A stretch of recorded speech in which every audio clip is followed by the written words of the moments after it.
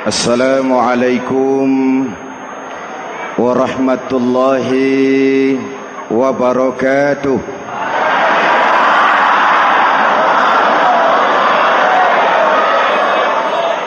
Alhamdulillahi rabbil alamin.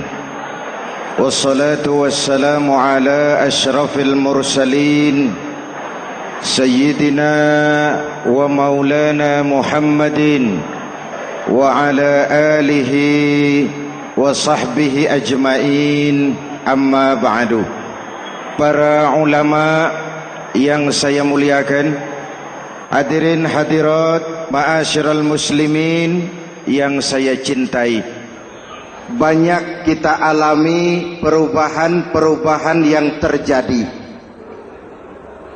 baik perubahan yang menyangkut sosial budaya, lebih-lebih yang menyangkut sosial politik. Yang tidak banyak mengalami perubahan adalah sosial ekonomi.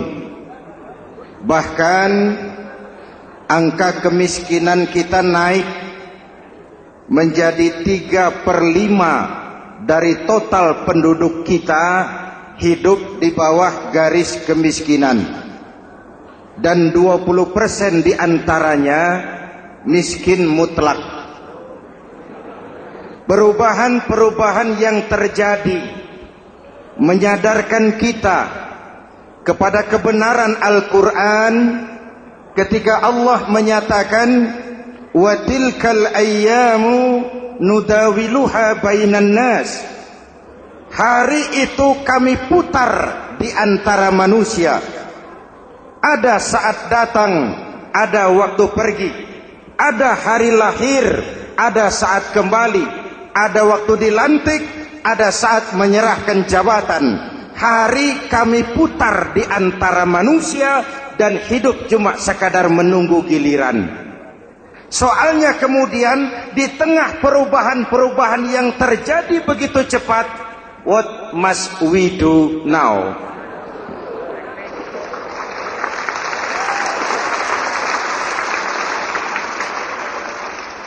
Saya juga nggak ngerti itu. Yang penting kan penampilan. Saudara-saudara kaum muslimin di seluruh tanah air, jadi pemimpin adalah pelayan bagi orang yang dipimpinnya. Okelah, perbaikan ekonomi, pembukaan lapangan kerja baru kita serahkan kepada pemerintah, karena kita percaya mereka orang-orang terpilih belaka yang dipilih dengan kepercayaan akan mampu membawa rakyat keluar dari kesulitan. Amin. Tugas kita sekarang di zaman susah meluruskan akidah. Jangan sampai mbah dukun yang naik ke permukaan. Betul? Islam misinya yang pertama membebaskan manusia dari kemusyrikan. 13 tahun Rasul berjuang di Mekah, menanamkan akidah, meluruskan keyakinan, membentuk iman. 13 tahun membebaskan manusia dari belenggu kemusyrikan. 13 tahun menanamkan la ilaha illallah Muhammadur Rasul dengan seluruh konsekuensinya. Kalau saya yakin tidak ada Tuhan selain Allah, saya tidak akan minta tolong kecuali hanya kepada Allah. Saya tidak akan pernah takut kecuali hanya kepada Allah.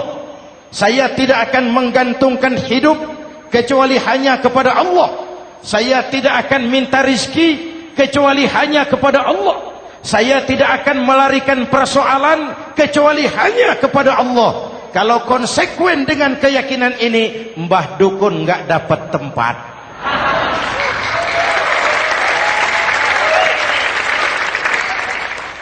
Akur? Ayo lihat secara sederhana. Saya sandaran di tiang. Tiangnya ambruk, sayanya jatuh. Saya sandaran di tembok, temboknya runtuh, saya juga runtuh. Saya sandaran kepada orang kaya, dia jatuh miskin, saya bangkrut. Saya sandaran kepada jenderal, dia pensiun, saya selesai. Tapi kalau saya sandaran hanya kepada Allah, Allah tidak akan pernah miskin, Allah tidak akan pernah lumpuh, Allah tidak akan pernah terpuruk, dan Allah tidak akan pernah berkurang kekuasaannya.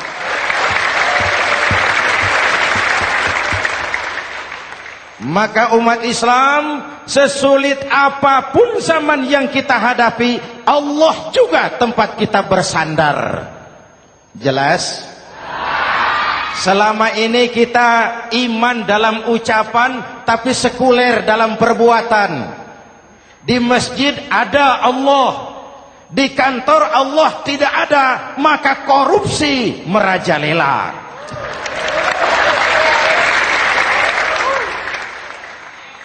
Di masjid ada Allah, di pasar Allah tidak ada, maka timbangan tetap curang.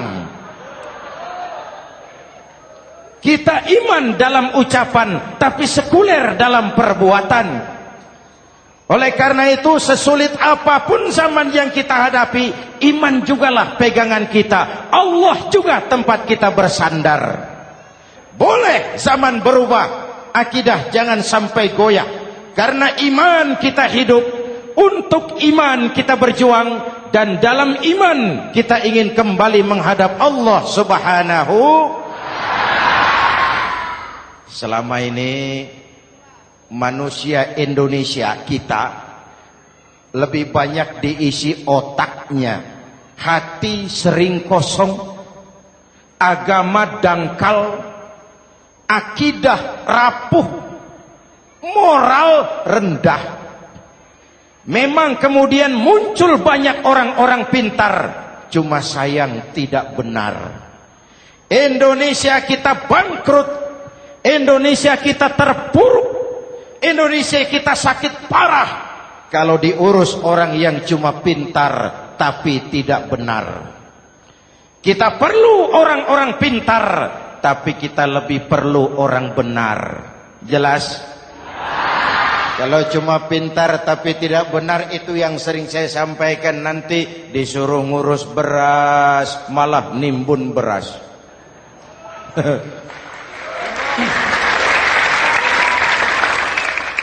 Disuruh ngurus laut malah jadi bajak laut. Disuruh ngurus hutan rame-rame jadi orang hutan. Jutaan hektar hutan Indonesia kita ini merupakan kekayaan sumber daya alam kita yang harus digunakan bagi sebesar-besar kemaslahatan rakyat. Yang disuruh ngurus hukum malah bikin hukum seperti pisau, tajam ke bawah, tumpul ke atas. Jangan heran lalu di masyarakat muncul street justice, pengadilan jalanan, sebagai refleksi dari ketidakpuasan melihat sikap hukum yang sangat berpihak. Kalau yang kecil salah, hukum cepat-cepat ditegakkan.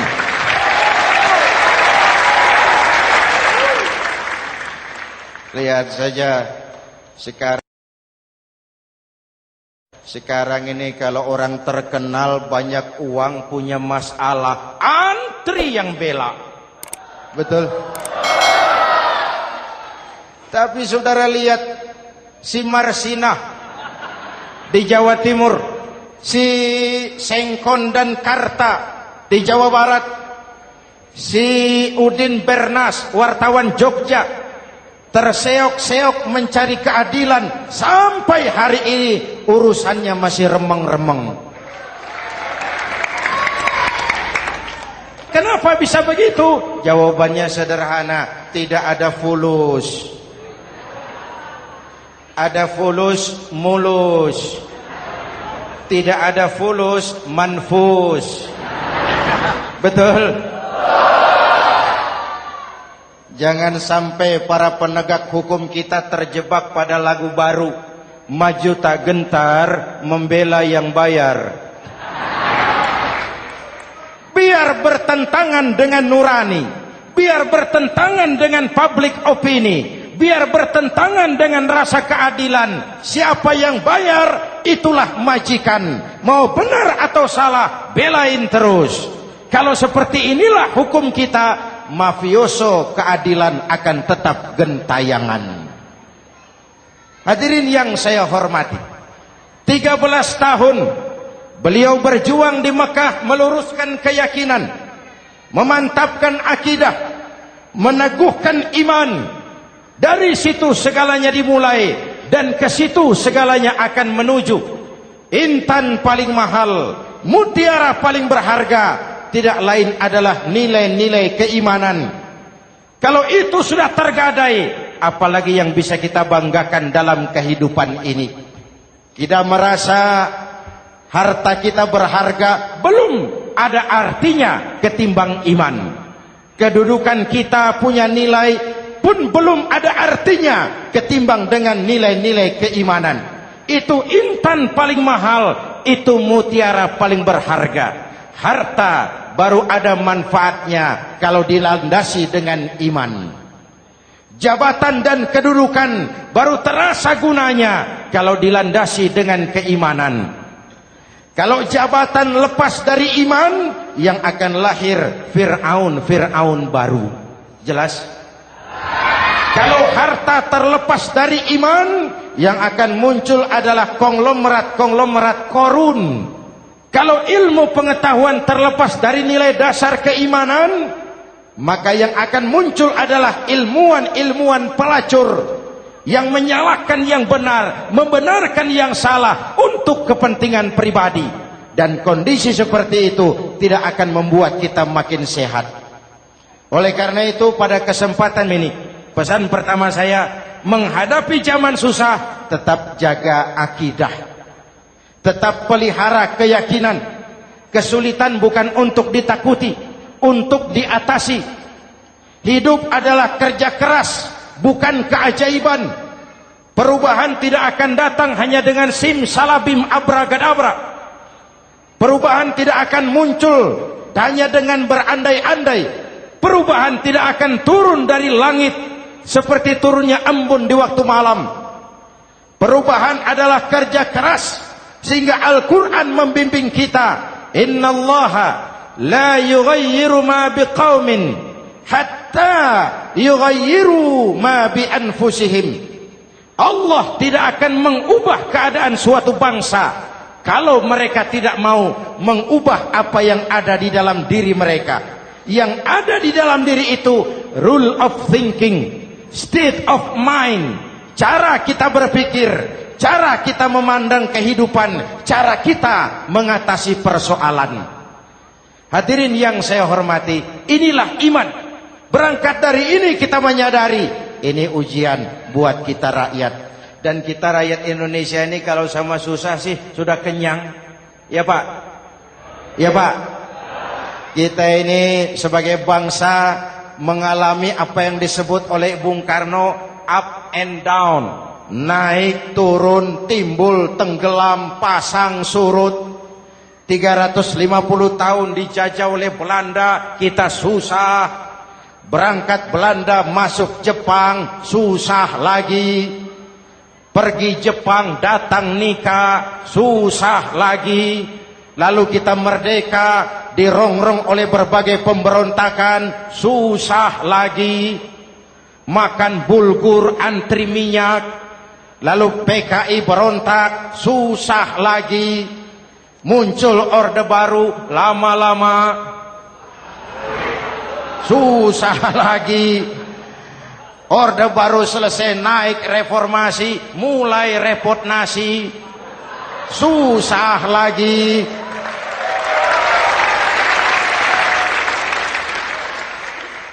Kalau susah kita ini sudah akrab, sudah intim. Mestinya kalau sudah susah seperti itu, jangan salah sikap menyikapi kesusahan. Jangan sampai kita potong kompas, ambil jalan pintas, terjebak menghalalkan segala cara. Itu tidak akan menguntungkan. Itu tidak akan menyelesaikan. Kalaupun selesai nampaknya penyelesaian sesaat. Dan penyelesaian sesaat bukan penyelesaian yang sebenarnya. Karena itu tetaplah dalam koridor keimanan. Boleh zaman berubah, akidah jangan sampai goyah. Silahkan masa berganti, tapi keyakinan jangan mati. Sekali la ilaha illallah, sampai tetes darah paling penghabisan, tetap la ilaha illallah. Sanggup? 3 orang. Sanggup? 21. Sanggup? Kalau sanggup kita harus konsekuen. Saudara-saudara di seluruh tanah air, misi yang kedua dari Islam setelah membebaskan manusia dari kemusyrikan, membebaskan manusia dari ras diskriminasi, mengikat manusia dengan tali akidah. Sebelum Islam datang, manusia dibedakan oleh warna kulit, manusia dibedakan oleh faktor keturunan, manusia dibedakan oleh faktor harta dan benda. Adalah Rasul yang mengajarkan, innallaha la yanzuru ila suwarikum wala ila amwalikum walakin yanzuru ila qulubikum wa a'malikum. Allah tidak melihat potonganmu, Allah tidak melihat hartamu. Yang Allah lihat itu adalah hatimu dan amal perbuatanmu. Jauh sebelum Amerika teriak-teriak membanggakan apa yang mereka sebut sebagai Declaration of Independence, Nabi sudah mengajarkan kepada kita semua, An-nas kulluhum li Adam wa Adam min turab, la fadla li Arabiyyin ala ujamiyyin illa bittaqwa. Seluruh manusia berasal dari Adam. Adam diciptakan dari tanah. Tidak ada kelebihan Arab dengan yang bukan Arab kecuali takwanya. Jauh sebelum Amerika mencanangkan bahwa semua manusia dilahirkan sama, that all men are created equal. Jauh sebelum itu Islam sudah membebaskan manusia dari ras diskriminasi. Apa dalam konteks kekinian? Menghadapi zaman susah, tetap jaga kerukunan. Ya Pak, ya Bu, oi Bu. Menghadapi zaman susah, tetap jaga kerukunan, baik antar umat seagama, antar umat beragama, maupun antar umat beragama dengan pemerintah. Menjaga kerukunan. Jangan saling sikat sikut di antara kita. Sebab kalau sudah rukun, saya ajak berhitung. 1 ditambah 1 sama dengan, itu matematika namanya. Hasilnya pasti. Tapi angka sosial hasilnya aneh. Saya ubah jadi angka sosial. Ayo kita berhitung lagi. 1 orang takut ditambah 1 orang takut sama dengan 2 orang setengah berani. Kenapa setengah berani? Karena sudah berdua. Tadi kan takut sendiri. Kalau sama-sama takut berkumpul jadi setengah berani. Kalau ditambah 1 orang takut lagi, 1 orang takut ditambah 1 orang takut ditambah 1 orang takut sama dengan 3 orang berani. Kenapa jadi berani? Karena sudah bertiga.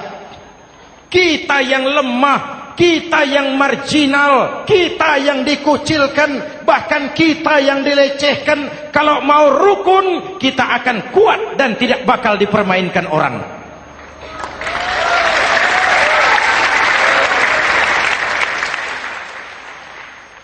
Tapi kalau rukunnya yang satu mau menikam yang lain, saya ajak berhitung lagi. Yuk berhitung yuk. 1 ekor ayam ditambah 1 ekor musang sama dengan 1 ekor musang. Kemana ayamnya? Dimakan musang. Betul nggak nih hitungan? Ayo kita hitung lagi. 1 ekor ayam ditambah 1 ekor musang sama dengan 1 ekor musang. Kemana ayamnya? Dimakan musang. Jadi kalau kita suka kumpul dengan orang yang mau makan kita, selesailah kita.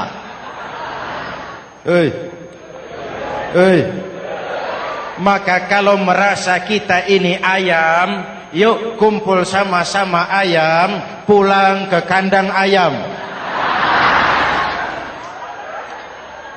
Kalau ada ayam kumpul ke kandang musang, itu namanya ayam minum baygon. Jelas? Menjaga kerukunan. Pertama, antar umat seagama, sesama muslim harus saling menjaga, harus saling memelihara. Baik dia muslim yang jadi kapolri, baik dia muslim yang jadi kasat, baik dia muslim yang jadi pengusaha, baik dia muslim yang jadi petani, nelayan, guru, semua komit menjaga semangat kebersamaan, rukun antar umat seagama. Jelas? Jelas? Hadirin yang saya hormati, atas dasar itu saya ingatkan kembali, kita semua ingin persoalan terorisme dilepaskan kaitannya dari agama manapun. Tidak ada kaitannya terorisme dengan Islam, dengan Kristen, dengan Hindu, dengan Buddha. Tidak ada kaitannya terorisme dengan pondok pesantren.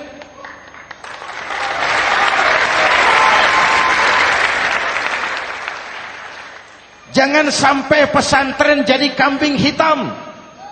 Karena sejak zaman penjajahan, pesantren sudah terbukti memberikan kontribusi bagi perjuangan memerdekakan rakyat Indonesia. Rukun antar umat seagama. Yang kedua, rukun antar umat beragama. Islam ini rahmatan lil. Jangankan manusia walaupun berbeda agama, binatang saja dihormati. Ada hadis, fa iza zabahtum fa ahsinuz zibhata. Kalau kamu menyembelih hewan, sembelihlah dengan cara yang terbaik. Jangan menyembelih ayam dengan pisau tumpul. Itu namanya tidak berperi kebinatangan. Yang kecil lagi, saudara buka babul istinja, makruh buang air kecil di tanah yang berlubang. Sebab apa? Pertama, menjaga kesehatan. Siapa tahu di lubang yang saudara buang air kecil itu ada gas beracun. Kalau tidak, melindungi binatang yang ada di dalam lubang. Siapa tahu di lubang yang saudara buang air kecil itu ada semut sedang rapat membahas terorisme. Apa dosanya lalu mati dikencingi? Ini namanya rahmatan lis semut. Binatang saja dilindungi. Maka perbedaan agama tidak harus menyebabkan kita bertolak belakang. Perbedaan agama bukan alasan untuk saling bermusuhan. Apalagi kita sudah menyadari tentang kemajemukan kita, tentang kebinekaan kita, tentang keragaman kita. Rukun antar umat beragama. Saling menghormati, saling menghargai, tapi tetap dalam batas lakum dinukum. Lalu rukun antar umat beragama dengan pemerintah. Hadirin yang saya hormati, yang benar kita dukung, yang salah kita perbaiki dan kita tegur menurut cara-cara yang diajarkan oleh agama kita. Dan sholat berjamaah, pendidikan bernegara yang paling bagus. Tadi kita sholat ada imam, ada makmum, betul? Makmum wajib ikut imam kalau imam benar sholatnya. Rakyat wajib ikut pemimpin kalau pemimpin benar mimpinnya. Masyarakat Islam ini loyal. Masyarakat Islam ini bukan pemberontak. Masyarakat Islam ini taat dan setia. Kapan? Kalau imamnya benar. Imam takbir, makmum. Imam ruku, makmum. Imam i'tidal, makmum. I'tidal. Imam sujud, makmum. Tapi kalau imam keliru, mestinya imam ruku malah sujud. Salah imam ini. Tegur. Siapa yang wajib negur? Makmum yang saf terdepan. Anggota DPR.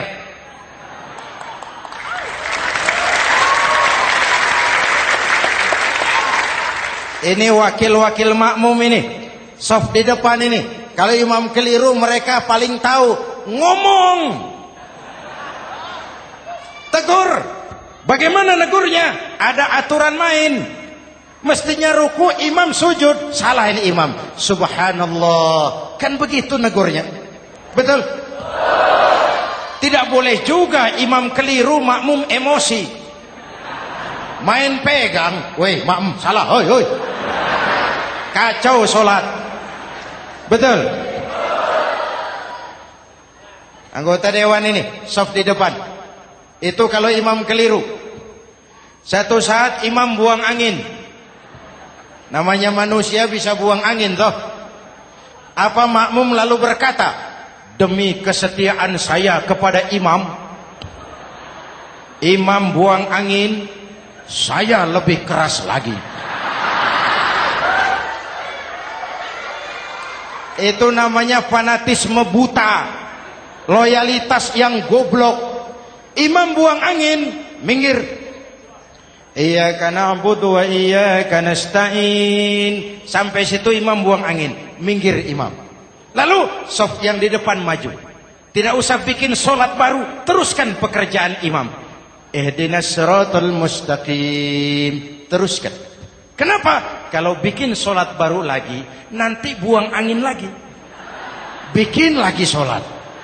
Kapan selesainya solat? Kapan selesainya membangun negara ini? Yang penting imam tahu diri, buang angin, minggir.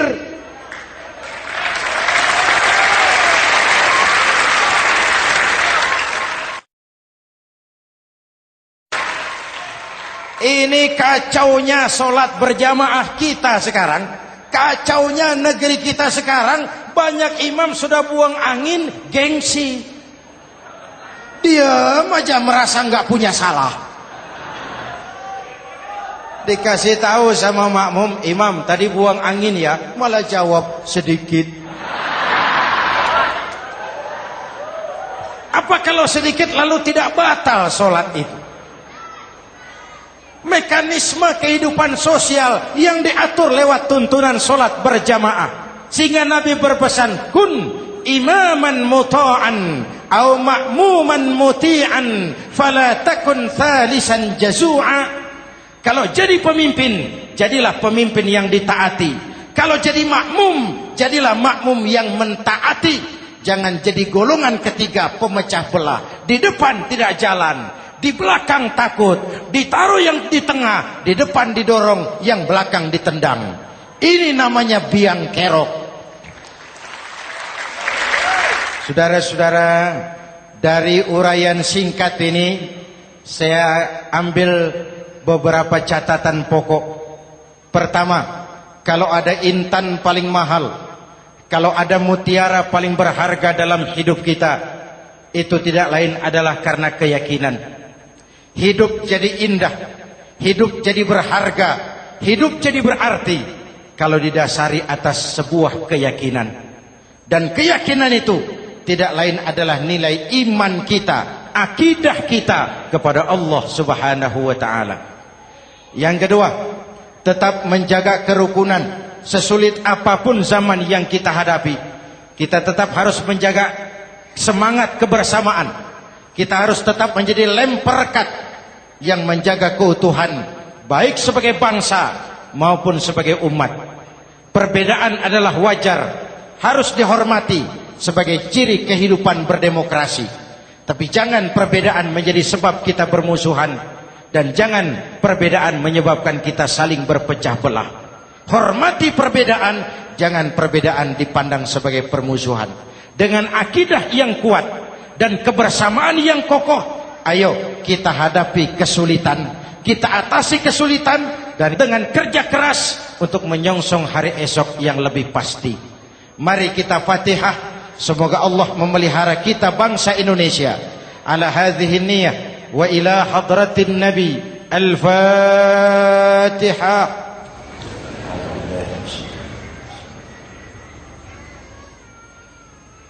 Iyyaka na'budu wa iyyaka nasta'in. Ihdinas siratal mustaqim. Siratal ladzina an'amta 'alaihim. Bismillahirrahmanirrahim. Amin. Alhamdulillahi rabbil alamin. Allahumma salli wa sallim mubarak ala sayyidina Muhammadin wa ala alihi wa sahbihi ajma'in. Allahumma rabbana taqabbal minna salatana wa siyamana wa qiyamana wa takhashu'ana wa ta'abbudana wa tammim taksirana ya arhamar rahimin. Allahumma aslih man fi salahihi salahul muslimin. Allahumma ahlik man fi halakihi salahul muslimin. Allahumma rabbana la tu'akhizna in nasina aw akhtana. Rabbana wa la tahmil alaina isran kama hamaltahu ala alladhina min qablina. ربنا ولا تحملنا ما لا طاقة لنا به واعف عنا واغفر لنا وارحمنا أنت مولانا فانصرنا على القوم الكافرين. اللهم اجعلنا من السعداء المقبولين ولا تجعلنا من الأشقياء المردودين. أفضل ما قلته أنا والنبيون من قبلي لا إله إلا الله.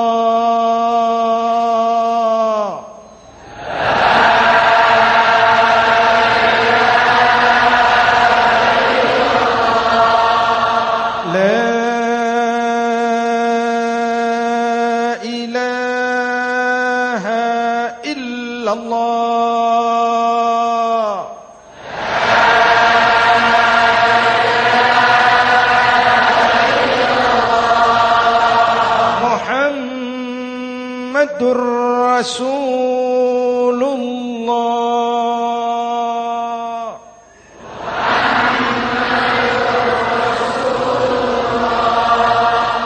sallallahu alaihi wa alihi wasallam. Kalimatu haqqin 'alaiha nahya wa 'alaiha namut wa 'alaiha wa biha nub'atsu insyaallah minal aminin minal aminin minal aminin rahmatika ya arhamar rahimin.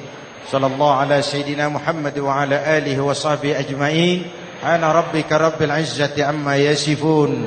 Salamun alal mursalin. Walhamdulillahi rabbil alamin. Jumpa lagi di lain kesempatan insyaallah. Wassalamualaikum warahmatullahi wabarakatuh.